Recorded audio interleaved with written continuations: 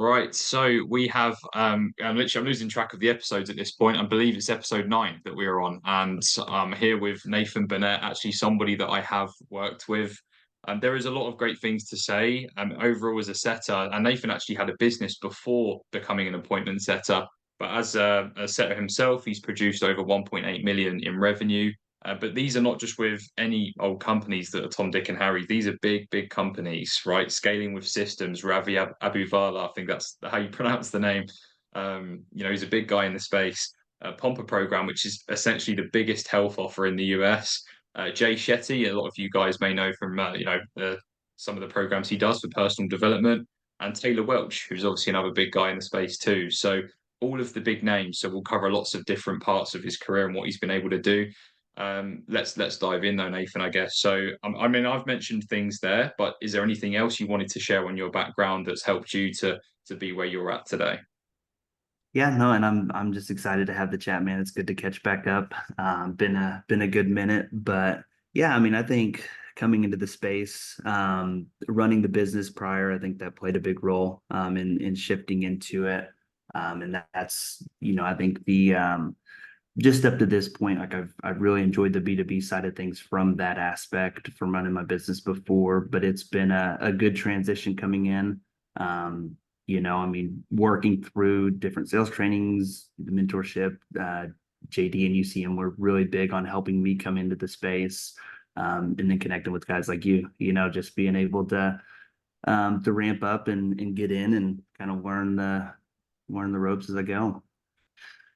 Absolutely. And that's a point to jump into then, because you've gone from having a business to doing appointment setting. And most people look at appointment setting like a stepping stone, like they don't look at it as something that's of major importance in their career. That's most of the time, unfortunately. So why did you even go from running a business to becoming an appointment setter?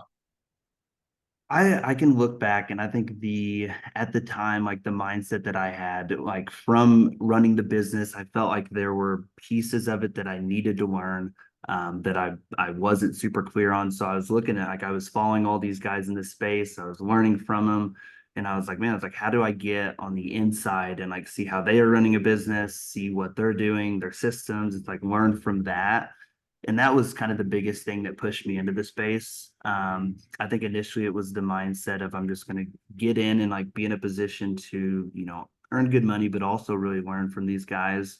I think an end goal for me is to get back to running my own business. That's kind of the direction I've always wanted to go. Whenever I feel like the time is right and I kind of have that idea in the direction I want to go. But I think that was like the biggest thing that pushed me into appointment setting was just getting on the inside, learning from these guys.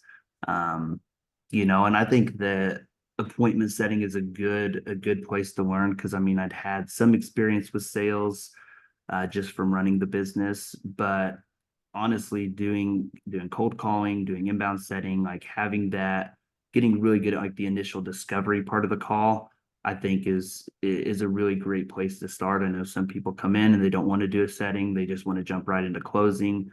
But I think it's very valuable to learn both sides of it. And so that's kind of where I've been.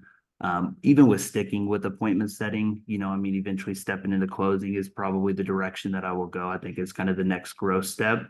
But also mastering like the basics of a setting call, I think is really vital to being a good closer and kind of being able to take that next step in whichever direction it is. Yeah, 100%. No, appointment setting is one of those things that it's very easy to take for granted.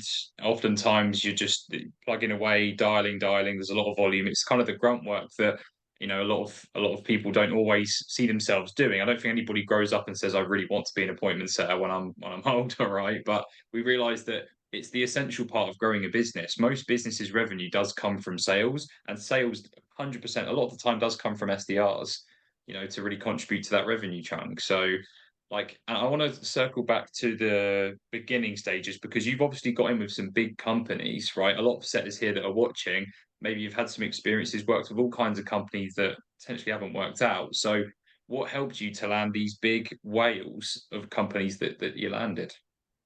Man, I mean, I think every role that I've picked up at this point has all came from networking. Like that's been the hugest thing is just building genuine relationships in the space. I think at least three of the roles that I got brought on were just like I knew the person that was managing the department, or I knew somebody in the company and I'd had a really good relationship with them and I'd connected with them previously. So having that connection made it so much easier to step in because they already kind of knew the background that I'd had. And so I didn't have to go through like a full on interview process. I don't think I've ever had an application since coming into the space. And have only done a A lot of couple. people can't say that. Yeah, I said they only, and I've only done a couple like legit interviews. So it's been more the network side. And I mean, that's the best way to navigate an industry like this. Absolutely. And it's almost as well like it's what oftentimes that reputation you get that allows you to bypass a lot of these application processes. It's usually what other people say about you that the business owner hears about. Oftentimes that leads you to these roles is, oh, I heard that this Nathan guy's really good. Oh, this person internally recommended you. And it's all from building those relationships. Oftentimes the people will come to me and they're like, well, how do you network? How do you actually, build value? I've got nothing to give. Sometimes that comes up as well. So what helped you to cultivate those relationships and what is your mindset around building relationships? Because that's the most important thing. Yeah, I mean, building relationships, I think it's everything, especially in like a volatile space like this where there's a lot of turnover, like things can change quick. That's one thing that I've learned, it's always good to have the network, and just to build relationships like in a genuine way, not a transactional way. I think that's very, very important. Um, and then I look back like the first role that I'd step into, I think JD had referred me over to Skilling with Systems. So having that went a long ways because I mean I didn't really know anyone in the company, but I had connected with their SDR, the director at the time. And I'd been in communication with him for a couple months before I ended up stepping in, and just building that relationship was really important in getting that role. And then once I started to get, a bit of a track record, be able to produce a little bit, that helped, play a big part, but definitely continuing to build those relationships along the way. I would say when it was time to take a step of growth, move into a different offer, having those relationships made it so much easier of not having to start fresh every time you wanted to make a shift. So I think I would put it as probably the most important piece to being able to navigate a space like this.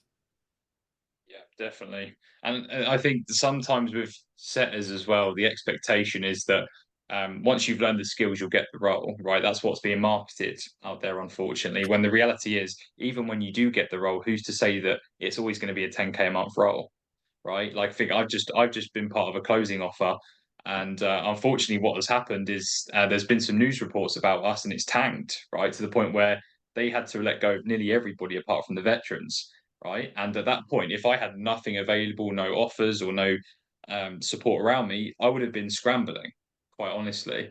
But luckily, I've been able to already land an offer already. I've already got tons of offers coming my way. I'm having to refer people to offers because I cannot cope with the amount of work coming through, and that's coming from building and cultivating those relationships. So guys, it's one of the most important things for your foundations. And never be married to an offer, right? It's not your family member, it's there to pay you. And if it doesn't have the systems to pay you, go and find something else, right? And don't be, yeah, just do not be married to your offer, essentially. So but yeah, I think on that's that side of things as well, you've been a part of some amazing offers. So could you talk me through what have been the biggest things you have learned in your journey so far, and what tips you would give to people that I guess trying to follow the same path?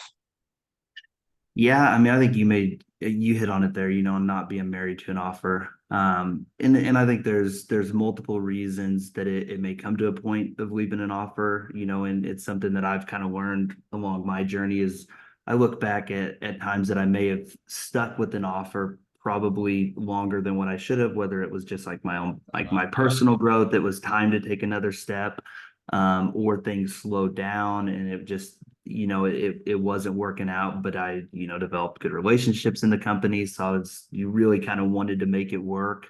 But I think in an industry like this, whenever you get the indication that it's time to move on, it's time to take that step, be okay with, making that move and kind of taking that uncomfortable step into a new offer.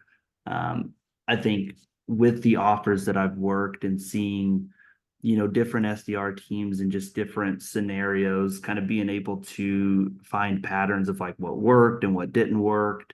I think that's actually been really good. And I've looked at it with, I feel like over the past 6 months, I've kind of brought on a few different offers. I've worked multiple offers at the same time. And I think that's been good for my growth as well, because with the first offer with scaling the systems, and then the offer with Pompa for the biggest portion of like, I think the first 8 months that I was with them, I was just working one offer at a time. And I think it's important to have two offers. I think that's a good way to go once you've developed like the ability to be able to handle it. So you get ramped up, you know the workload, and you can handle multiple offers. I think that's a good route to go. And so I feel like I've learned a lot from that as well, and just kind of seeing what works and what doesn't work. And, it's kind of a trial and error process at that point. Absolutely. And I was thinking about, I've not come across any setter that's managed two offers. I'm sure there's plenty out there, but that's one thing that I've never even done myself. So, first of all, how is it that you optimize managing two offers? And second of all, do you ever get your tongue twisted when you're doing an outbound call to somebody and you say the wrong company name? Because that's what I can imagine I would do. But talk me through that. That's actually not something that I've ran into, getting tongue twisted or kind of knowing the offer. I think for managing two offers, I wouldn't do it. I wouldn't try to ramp up on two offers at one time, because there's always that period of like getting comfortable with the conversation, finding, where's the strongest lead flow, kind of what your process is going to look like. So for me, working like whenever I did it with Pompa, and I worked with Pompa for 6 to 8 months, like I had dialed that process in really well to where it wasn't taking me a ton of time through the day to hit what I needed to hit. Like I knew what my process looked like. I constantly had people that I was following up with. I had deals coming through that way. And then that's when I brought on a new offer. And it's still a lot kind of initially. So like when you're working one offer and you're ramping up on another offer, but I've found that like after you kind of go through the process of ramping up on two offers, it's, you kind of adapt to it. You get a good flow of like how things work on hitting what it is that you need to hit with both offer. And it's also dependent on, what the KPIs are for the offer, like what it's going to take to be able to hit, what you need to hit to continue to perform, on whether it would make sense to have two offers. But I think that comes down to being able to navigate the space and then being able to kind of identify which offers you can handle two at one time, and kind of what that process looks like. And then even navigating like the difference between a B2C offer and a B2B offer, and like the time of day you're going to be calling these leads. I've found for B2B, calling in the morning and then in the evening, like early in the morning, like the start of the day, and then later afternoon seems to be kind of like the best time to get like a good pickup rate.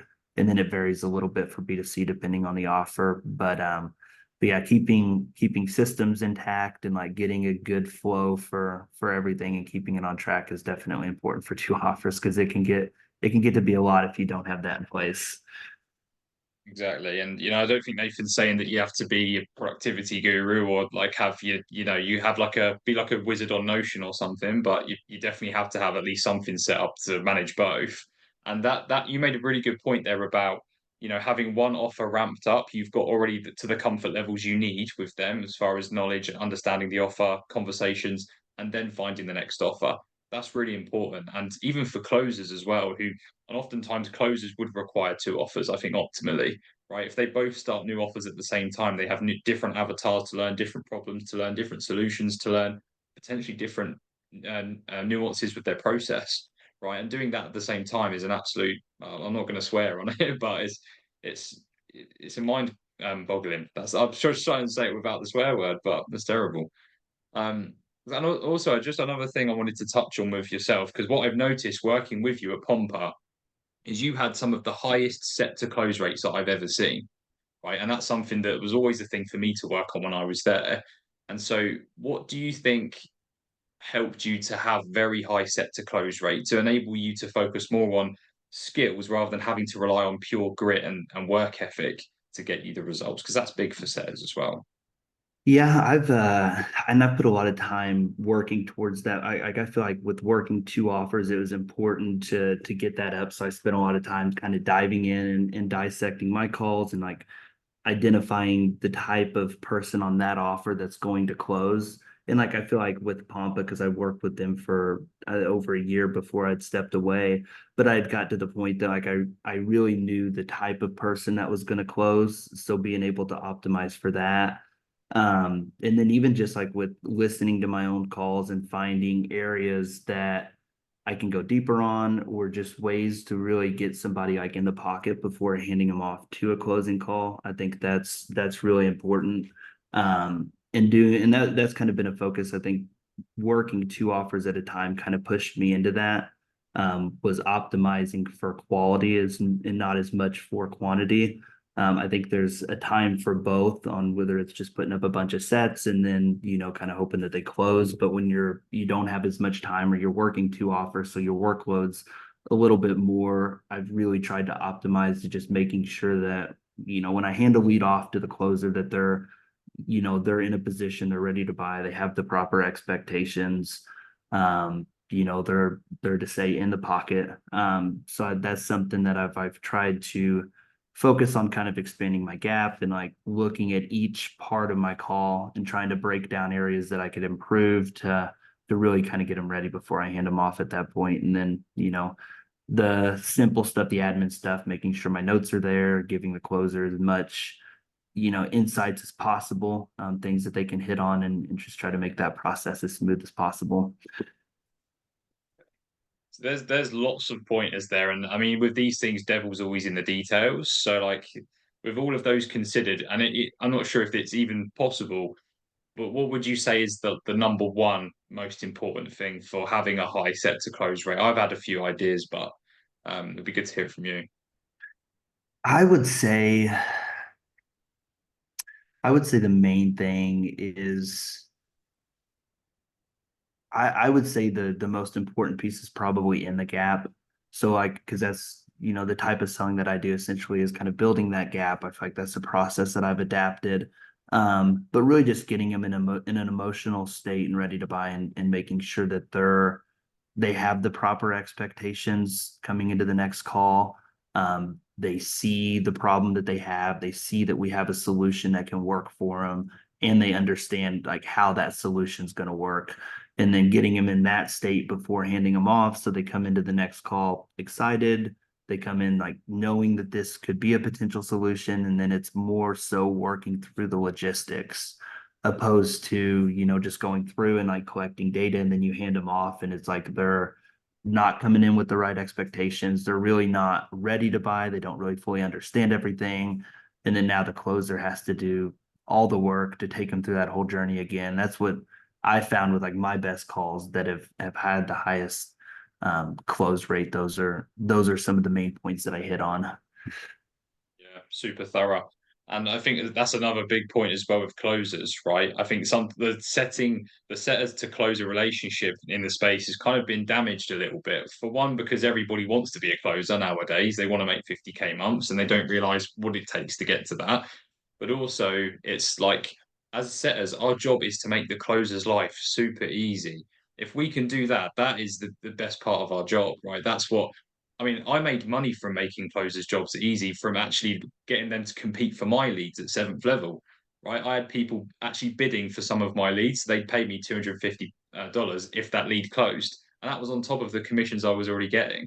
So it's like you realize how much power you have as a setter to provide some of the best leads out there and essentially make the closer's job so much easier to the point where every lead seems very closable. Not that that happens 100% of the time, it's very unrealistic, but doing the absolute best to just bump up the rates as much as you can.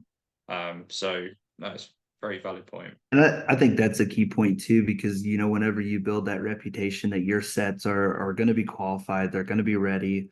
It puts the closer in a better state of mind coming into the call. If they pull that up on their calendar and they know that every call they've taken from you has at least been qualified, they're in a good spot, they're excited, they come on that way, and then they look at the notes and it's like, okay, we can actually really help these people.